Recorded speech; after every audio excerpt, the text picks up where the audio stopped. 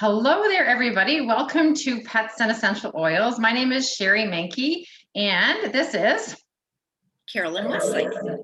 So we're happy to be here to talk to you about essential oils. So many people have pets, and so many people have questions about essential oils. So hopefully after this PowerPoint and this webinar that we have time to share with you, we're going to answer some of your questions and give you some three cool things that maybe you've learned about essential oils that you didn't know before, how you can use essential oils with your pets, and answers to those questions that you have questions about but you didn't know really where to find the answers from. So we're going to get started here. Pets and essential oils.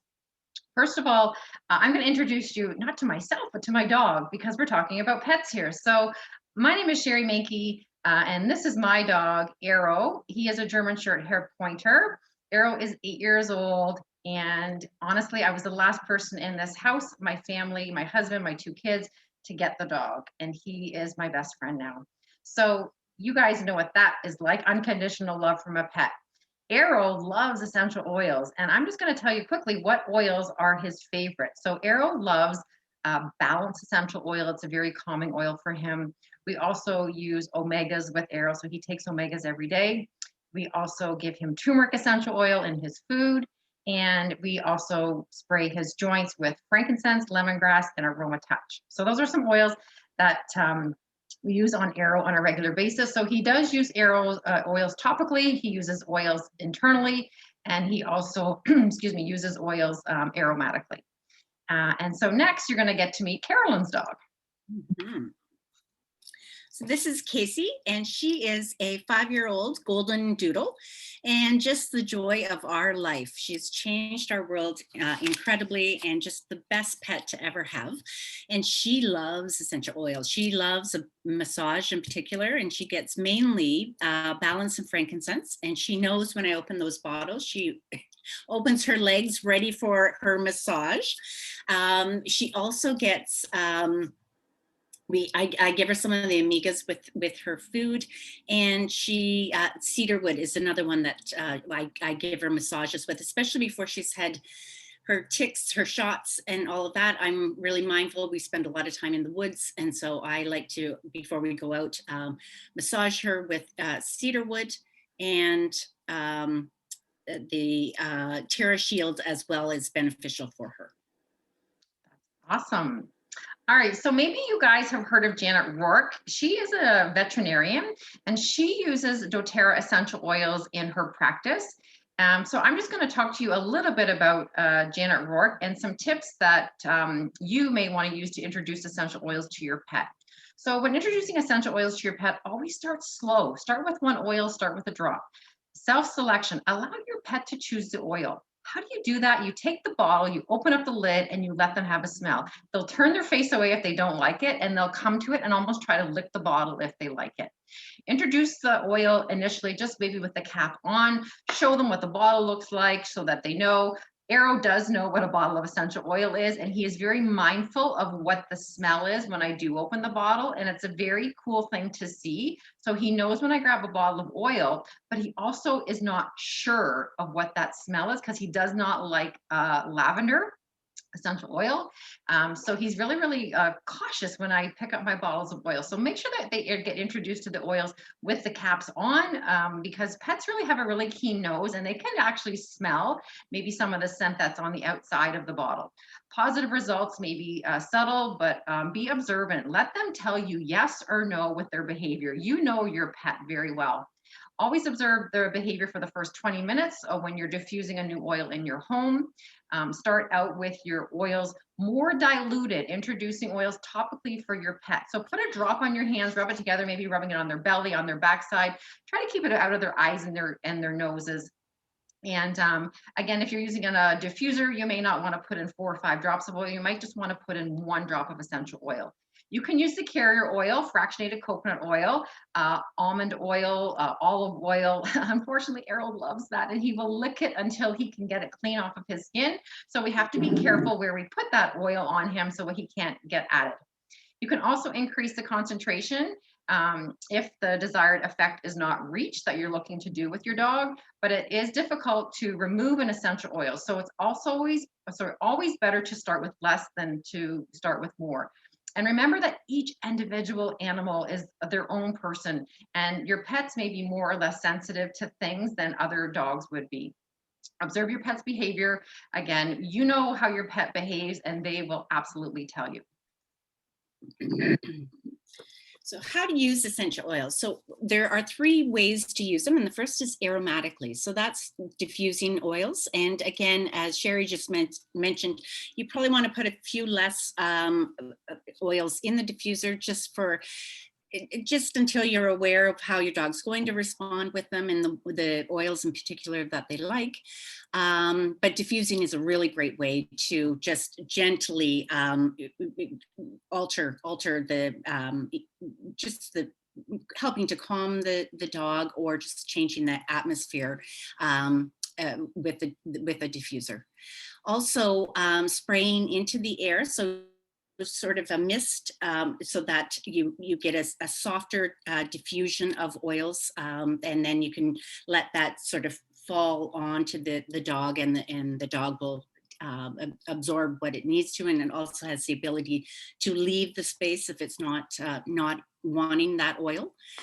Direct inhalation, you can put a drop of oil in your hands and allow the animal to inhale. And again, you only really need one drop. It's it really intense, especially for a dog's scent. So and again, as Sherry said, you know your dog best, and you'll know by just as you start to introduce an oil, just how they are responding to it. On a cloth or a cotton ball or tissue, you can apply that and put it near their bedding. So if they like cedar wood or lavender, things to help calm them, especially if they have any sort of nervousness or they don't sleep well, you can certainly put that into their bedding and helping them in that way. A hot water steam is where you would apply 1 to 2 drops. Again, that's a lot of, more than 2 would probably be too much for them, into hot water, and that it actually evaporates, and so they will benefit from the oils being dispersed into the air. Your humidifier, but you just want to make sure it's one that you can actually safely apply essential oils to. doTERRA has a wonderful humidifier that allows the oils to be used in that. And so Casey I use that a lot. And she's often near me when I'm doing my yoga, and she gets all of those yoga oils. And so she's very calm, and she just loves it. So also a fan or an air filter. You can place a drop of oil on a cotton ball and insert it into a fan near your pet, or directly on the air filter in your home, and that can disperse throughout your house. Okay, so the next one is topically. That's a second way that you can use oils. A direct application along the back. Place a drop of oil on your hands. Rub your hands together and place them along your pet's spine, or even just pet them. Pet the hair of the dog, so your hands and the oils are getting onto the dog's fur. Like Carolyn said, massage. Luckily, her dog gets a massage. Mine doesn't, but I think that he might like that actually. So massaging, a circular motion, applying an oil to your hand, and then giving it a massage into your dog's, is his legs? Is that what you massage into, Carolyn? I do, well, and belly. She loves the belly done. Okay, very good. Reflexology points. I'm not sure if you know this, but between the pad paws of the back paws, do not use this method if your pet does not enjoy having their feet touched. And you guys would know this when your dog gets their nails trimmed. So some dogs have actually ticklish pad paws, and they don't like their feet being touched. I know that Arrow does not mind his back paws being touched, but he does not like his front paws being touched. Water misting, so diluting essential oil, making it in a glass spritzer. We use a water spritzer for room sprays in our home. So just spritzing that in the air. Again, if you're leaving your dog alone and you're worried about them maybe feeling anxious, do a couple quick little spritzes in the room before you leave. Ear tipping, so that's applying the oils just to the tips of the pet's ears. Remember, avoid directly to the area of interest in a diluted ointment or liquid. Mix a drop into their shampoo or conditioner to apply to a bath. So maybe if your dog's got some trouble with their skin, you could use some oils, maybe something like geranium is really good for the skin. Lavender is good for the skin, calming as well. Our dog is a short hair pointer, so he does not, I don't think we've ever bathed him. He has either been in the lake or has been, gotten wet, but we've never had to bath him. He doesn't smell and he doesn't really get dirty. His paws get dirty, if anything. A cold or hot compress. So apply a drop of oil, 2 cups of ice water for a cold compress, 2 cups of hot water to make a hot compress. Soak the cloth in the water, wring it out, and then apply it to the area of interest. So if their dog has hurt themselves or has an injury, and then the indirect topical application is in like a litter box or on a rug, or like Carolyn said, on their bed, applying in an area where they are frequently may have contact, resulting in indirect topical application. So the application of the drop of the oil is on that area, but it's not directly on them. So they get the powers of the aroma of it. So it's a kind of an indirect topical application. And then the last one here. Internal. So oils that indicate they are for internal use on the label may be given internally. It's generally not recommended that you give more than 1 to 2 drops internally at any one time. It's best to use in a capsule, 1 to 2 drops topped off with a carrier oil, such as fractionated coconut oil or almond oil, olive oil. Also mixing it with food. Wet food, of course, works best for this and helps dilute the oil, or you can dilute in a carrier oil first and then mix with food. I sometimes if I put it in a veggie cap, I will cover it in peanut butter, and that always gets it down, no problem. Never a problem. Place a drop on your finger and wait until mostly dry, and then rub the residue on your pet's gums. 1 drop of essential oil per 2 cups of drinking water, but for your dogs, not recommended for cats. I don't know about you, but Casey doesn't like to drink it. She won't go near the water if it's altered. Oil in it. Yes. Yeah. For cats, topical application will result in internal application of the oil due to normal grooming practices of cats. So it is not recommended to use these other methods in general with cats, but to stick with aromatic or topical use. That's awesome. When you were just talking about internally, we do brush Arrow's teeth. I used to work in a dental office for 32 years, so you can know that our dental hygiene is pretty high on our list. And of course, my dog has a toothbrush. And what we do with Arrow is we actually make a little slurry. So I get a tiny little glass cup and I put in some olive oil, because he loves olive oil. And then I'll put in a drop of On Guard essential oil. And I'll mix the toothbrush in that and I'll brush his teeth with it. And I'm telling you, if your pet has bad breath, it helps so much because it kills bacteria. Clove is very powerful for mouth bacteria. So it works amazing. And he does not love his teeth brushed, but he does love the taste of the olive oil. So it's kind of like it's a twofold, right? Good. Okay, so let's talk about some top 10 oils for your pets. So doTERRA has a lot of essential oils, but these are the top 10 that Janet Rourke recommends using them, and she uses them probably on a regular basis in her practice. So number 1 is frankincense. Very good for, relaxation, rejuvenation. Lavender, we all know that's very good calming for ourselves and for our pets. Helichrysum, really good for vitality and energy. Digestive blend, Digest-Zen, whatever you want to call that oil. Amazing for your pet. And I can tell you, if your pet has eaten something or gotten to something where they have upset stomach, diarrhea, how you would use that oil, you can use that oil for your pet as well. Protective blend, which is the On Guard, very good for immune support. Grounding blend, that's the oil Carol and I were talking about, is Balance essential oil, which has frankincense in it. It's very good for calming. Maybe you've been around your pets a lot during this pandemic and you leave them alone now. You know what, it's not that great. And I know that our dog, he starts to howl when my kids are home, and we've never really seen him howl before. He howls when Mike and I leave. So just putting on that oil in the diffuser when we're gone, it's very, very helpful. Myrrh, again, that's another great oil for the mouth for dogs as well, mouth and throat. So you could put that to brush their teeth alongside On Guard or Pick or Choose. Roman chamomile, again, very calming, helps to soothe the systems of the body, so it helps with their immune support. Really good too for their skin. If you've got that dog that maybe has like the dander, or they've got some some problem with their skin, it's a great oil there. Copaiba, amazing for the nervous system, so their urinary tract system, their respiratory, their nervous system, cardiovascular system. I think this is Janet Rourke's favorite oil. I think she doesn't understand why all animals and all humans don't use this oil. And then Massage Blend is your aromatherapy or aroma touch, comforting, relaxing, great for tension. We use that on Arrow on a regular basis for his joints as well. All right, we'll talk about diffusing around your animals. Yeah.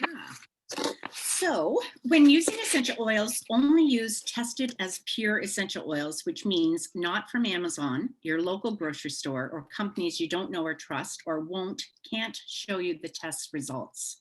Many essential oils are adulterated with chemicals that are very toxic for pets to breathe in. Janet York uses and recommends doTERRA products, but there are other safe brands out there. So, which she's suggesting you can contact her to find out. We are in this class speaking only about doTERRA essential oils. When diffusing, only use 3 to 4 drops of oil in a water-based diffuser on an intermittent setting. No more than 4 to 6 drops total if you are using a diffuser recipe. The Petal, Lumo, and Brevi diffusers all have intermittent setting, and that's the best to be using for your pets. Be sure your diffuser is in an area where your pet cannot knock it over. Be sure to diffuse in an open area with the door open so your pet can leave the room if desired. So that's a really important one. And that's really just common sense for any of us, because the oils even could be too intense for some adults or young kids. So it's just making sure that it's well ventilated and the pet has the ability to leave if they need to. Yes, Melaleuca or tea tree oil can be harmful to pets if you use too much of it. And we have a link here for just some questions on, because some people really there's been lots on the internet about the use of tea tree and on pets. Dr. Rourke goes on to say that if your pet is sensitive to an oil you are diffusing, stop the diffuser and get your pet some fresh air. And if you have any concerns, to contact your veterinarian. What she also goes on to say is, it is good to be careful using oils around animals, but let's not get overly paranoid about it. Follow some common sense guidelines and rest assured you are helping them, not hurting them. So really good advice, because again, I think we've all read, scary things on the internet. And so it's nice to know from a trusted source that you really aren't, if you use, safety measures, you are really benefiting the dogs or the pets as opposed to harming them. Absolutely. I agree. A little bit of common sense with everything. So using essential oils safely with your dogs. I use essential oils every day with my pet, and Janet uses them in her practice every day. They respond very well, both physically and emotionally, to the benefits of the oils. And here are a few tips that you and your best friend could use with essential oils. So we did talk about these earlier. So topically, aromatically, internally. So using the proper size of your dog. So see the dilution guide, and that's going to come in one of the next slides. Do not use oils at the same time as the topical medication. So if you're giving a dog a topical medication, don't use oils at the same time. Again, more do's and don'ts. Let your dog smell the unopened bottle for their behavior. Use the oil if your dog gives you a positive response, and avoid oils on the nose, in the ears, in the eyes, and around the genitals or the behind of your dog. So you don't want to put them into any open orifices. Aromatically diffuse in warm water-based diffusers, just like Carolyn was saying. Make sure that the dog has a way out to leave the room.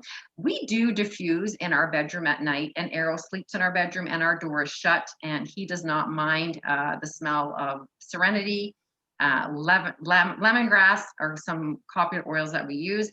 If he doesn't like an oil, he stops at the door. If we throw something else in there, like frankincense or lavender or something, he doesn't like it, he will stop at the door, and you can watch his behavior. Or maybe sometimes my husband puts in too many drops in the diffuser.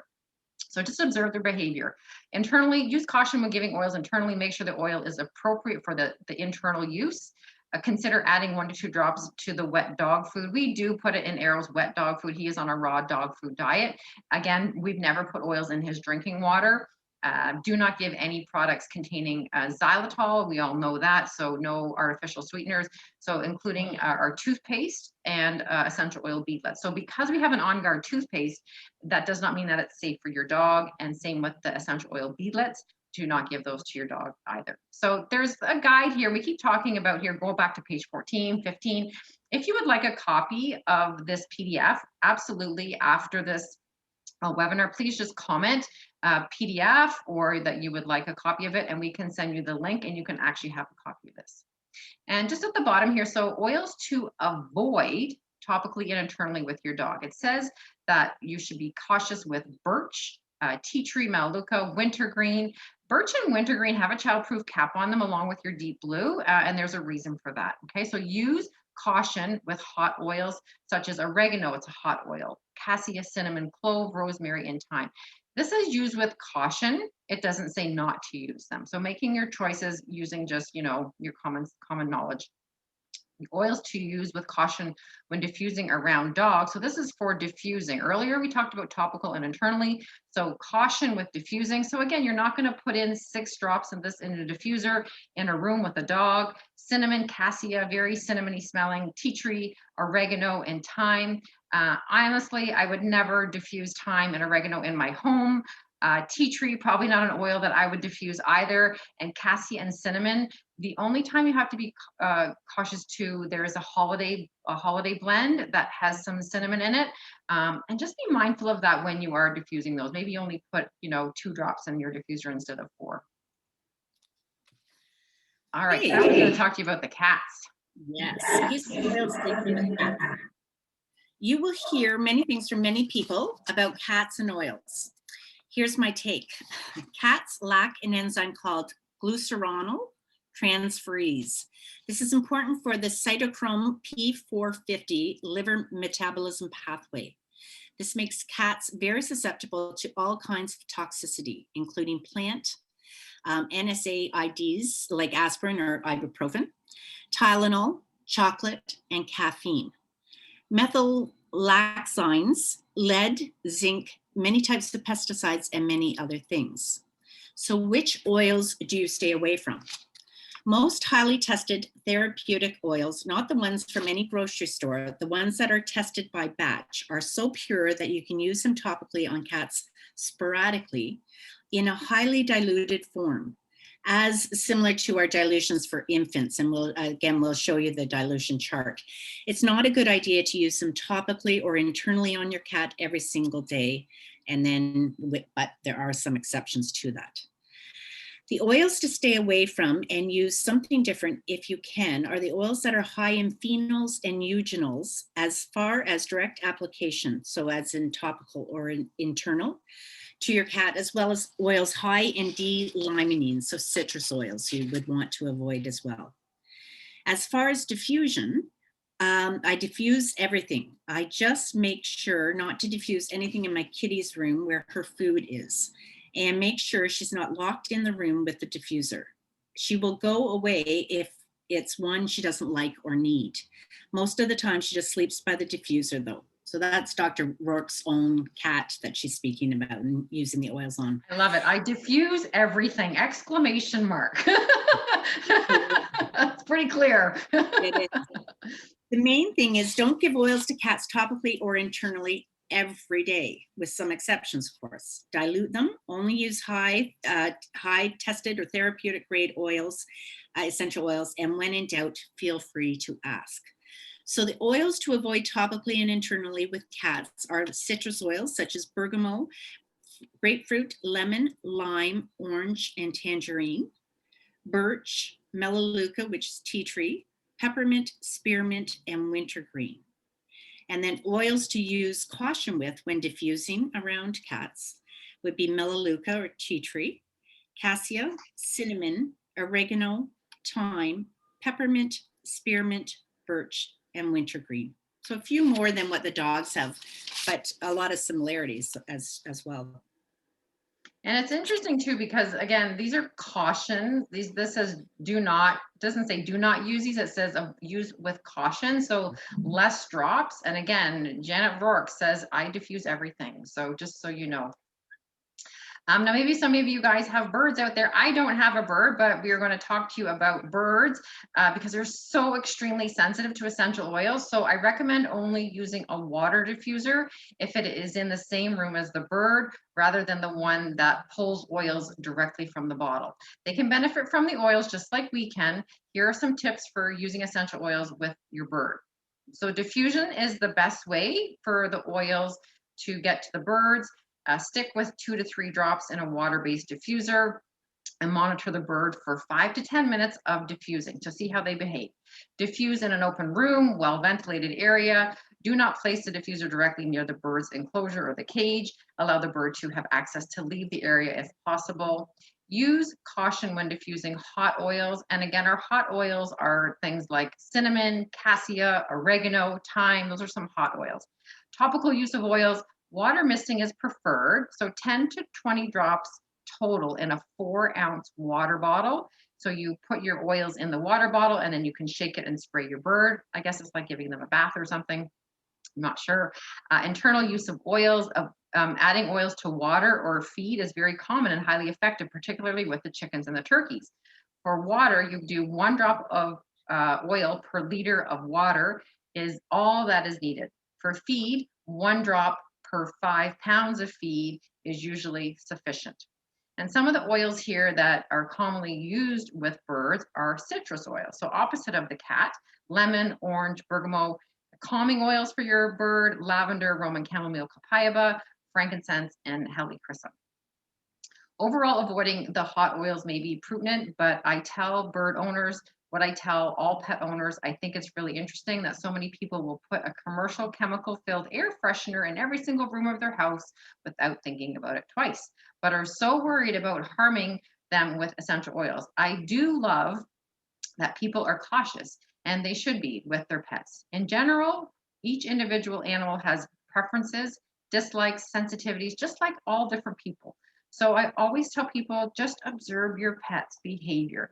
It is, if the behavior is normal, all is going well, and its behavior is abnormally, then they may be an oil that they are sensitive to. They are very good at telling you. All right, maybe you guys have some horses and cattle and goats. So Carolyn was going to tell you about those. Yeah.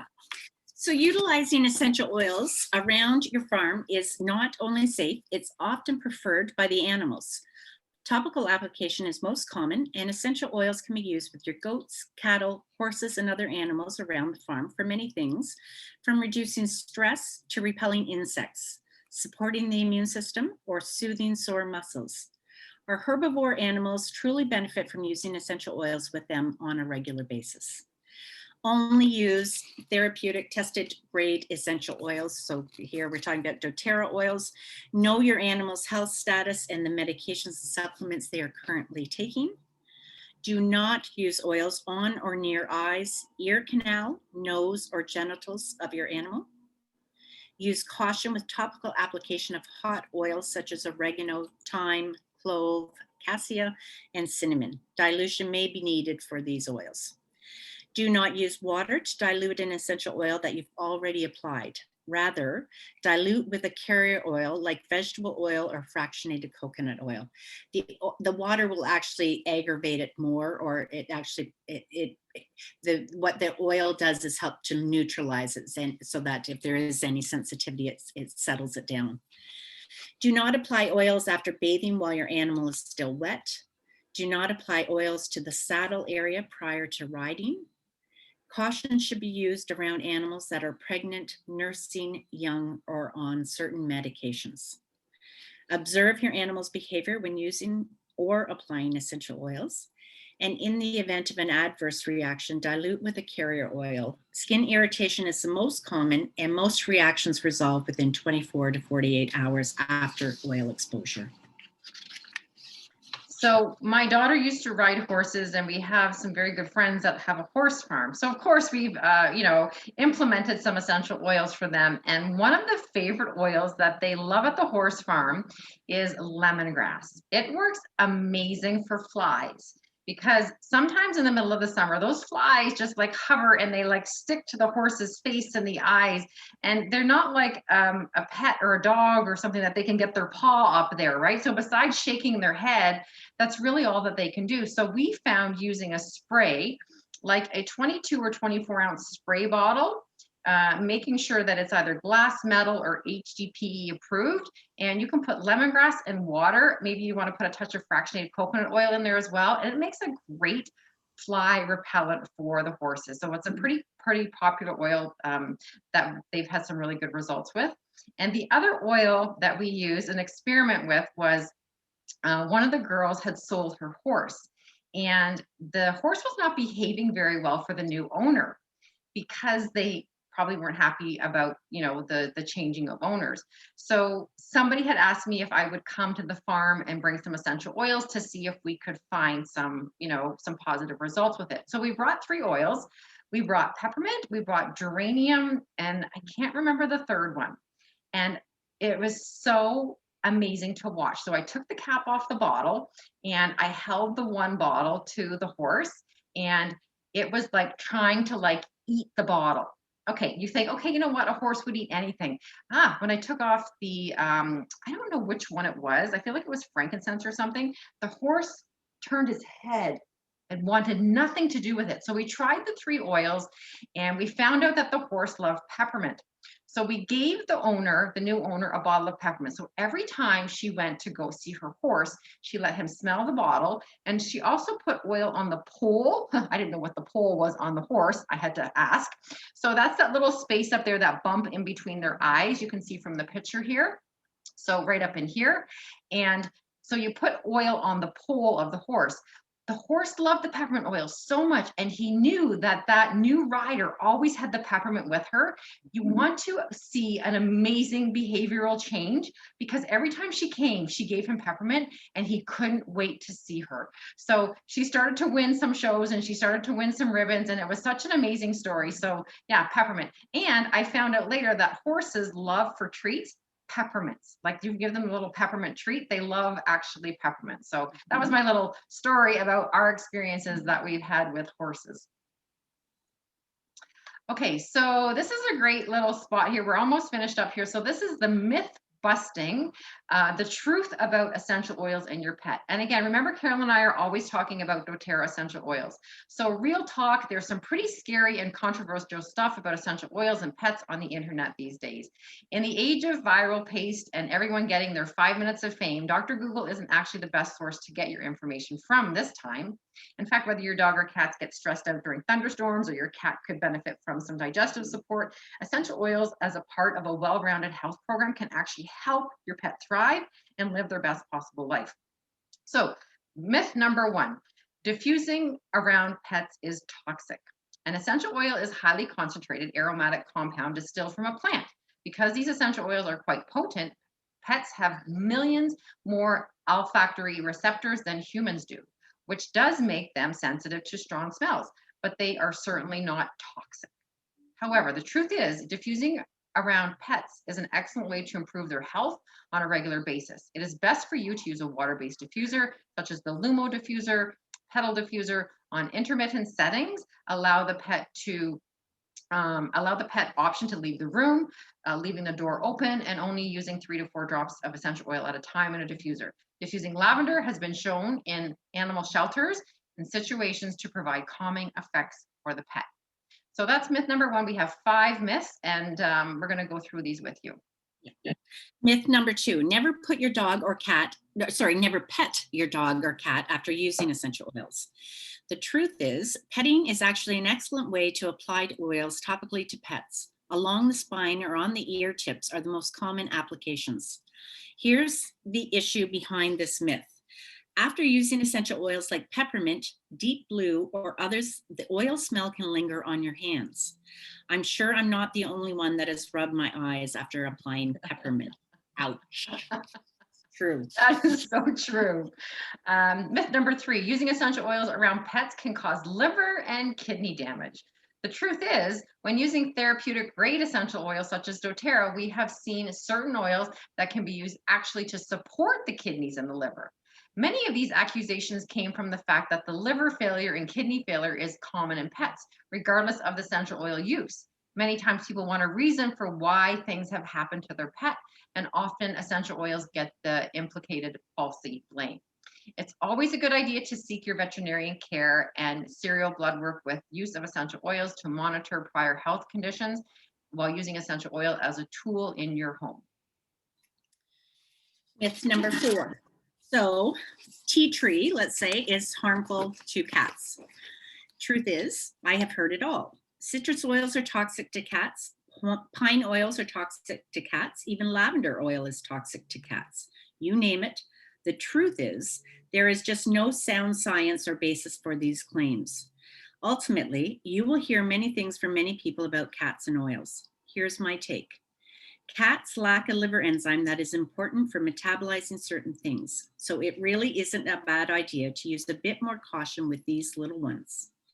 If you use the precautions already recommended, these oils are perfectly safe to use in your DIY cleaning or diffused in your home with cats. Use a little extra caution with melaleuca, birch, wintergreen, spearmint, and peppermint, as well as hot oils such as oregano or thyme. And then our last myth is if my pet gets too much essential oil, they will die. This is extremely rare, and most adverse reactions, not usually death, mind you, usually are due to significant amount of essential oils. 2 bottles of undiluted oil, for example, being used or consumed. That's a lot. That's 500 drops of oil. However, anyone who has rushed their dog to the vet after they've eaten an entire chocolate cake when no one was looking knows that accidents happen. In the event of an adverse reaction, dilute with carrier oil. Skin irritation is the most common, and most reactions resolve within about 24 to 48 hours after the oil exposure. Discontinue the use of an oil if your pet shows signs of distress, drooling, squinting, rubbing their face, vocalizing, shaking, vomiting, diarrhea. Seek the veterinarian attention and keep the lids on your bottles and store them in a safe place in a closed box to prevent your pets from borrowing one of your essential oils. Essential oils have emotional as well as physical benefits for your pets. They can help them with calming, soothing, supporting, immune boosting, uplifting, focus, overall health and wellness for your 4-legged family members. And with any new thing that you introduce to your pet, begin slowly. Start with a small amount of a diffused essential oil. Observe your pet's behavior. Keep your diffusers in a safe place, and just so that your pet can't knock them over. And it's like anything, you put things out of reach of your kids, put them out of your reach of your pets. I know we've all had animals have gone into, areas of the home and have gotten out, maybe treats or chocolate or chewed up something that they shouldn't have got to. And it's really just not being careful with your pet. So have you ever had anything happen with your dog, Carolyn, where he's gotten into something that he shouldn't have eaten, or Cake, he birthday got cake? Okay. Yeah. So Not he got- chocolate, but she did get, she nicely left half of it. So we were able to eat the other half. She did a nice clean cut, really, with her teeth. Yeah. And she's done a few things like that, but not anything really harmful. So we've been lucky. We had Arrow, he had gotten an Easter cream egg, and he ate pretty much all of it, but he did not choose to eat all of the foil. So that's how we knew. But we were like, oh my gosh, like that's a lot of chocolate, a lot of, stuff on the inside of whatever it was.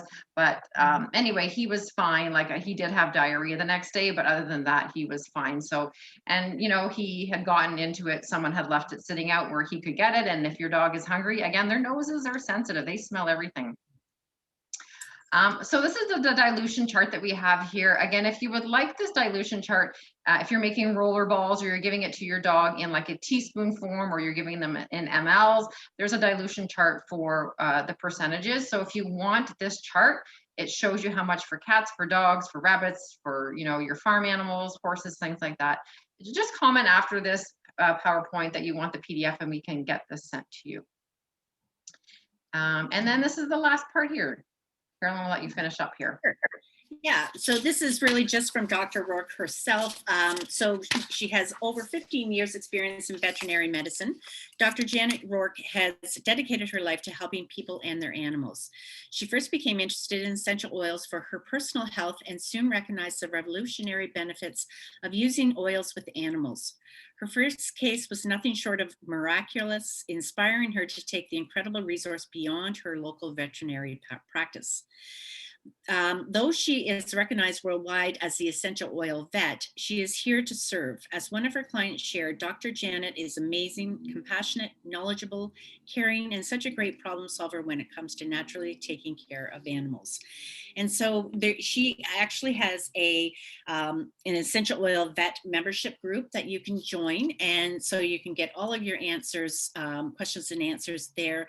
You can learn. She has daily posts. There's lots of really great information. It's just a great resource.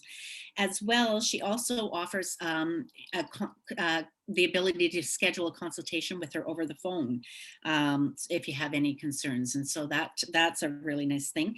And she also offers, if you want to become an animal aromatherapy specialist. So if you have a heart for helping people use essential oils with their animals, you may want to consider taking the 6-week online course to become a certified animal aromatherapy specialist. So lots of great information, but she really is sort of the leading source on essential oils and our pets. And so as part of doTERRA, it's nice to have her at our helm with our veterinary advisory board. And it's just nice, gives you lots of confidence to know that you're doing something good for your pets as opposed to possibly harming them. That's awesome. And you can check out Janet Rourke. She does have a Facebook page. She does have Essential Oil Vet on Instagram. You can send her an email, and she also has a website as well. So there's some great ways you can connect with Janet Rourke as well. I did actually have the opportunity to talk to her over the phone. And I was saying to Carolyn earlier, I don't remember if it was like $75 or something like that to have a half an hour consultation where she gave me advice when we were having some problems with Arrow.